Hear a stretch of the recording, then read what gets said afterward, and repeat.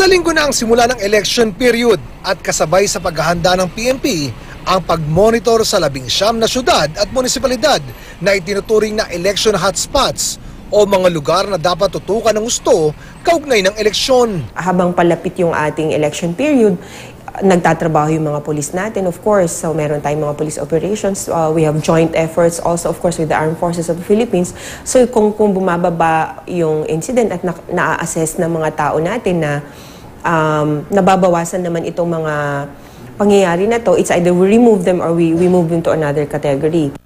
Karamihan sa mga hotspot nasa mga probinsya sa ARMM tulad ng Basilan, Lanao del Sur at Maguindanao. Kasama rin dito ang Daraga Albay kung saan pinaslang si Ako Bicol Party List Representative Rodel Batocabe na tatakbo sanang alkalde ng bayan.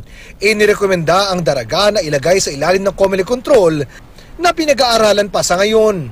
Sa oras na mailagay under Comelec control ang isang lugar, automatic na malilipat ang police at military power sa Comelec. Sila ang magmamanage on the security deployment of troops and even kung kailangan i-reshuffle yung mga tao doon, i-reshuffle nila.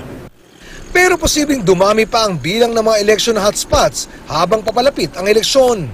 Noong election 2016, 133 election-related incidents ang naitala ng Philippine National Police kaugnay ng 2016 national and local elections.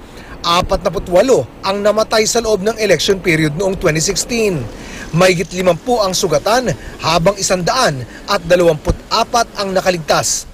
Karamihan sa mga biktima ay mga supporter ng mga kandidato. Halos kalahati ng mga election-related incidents ay pamamaril.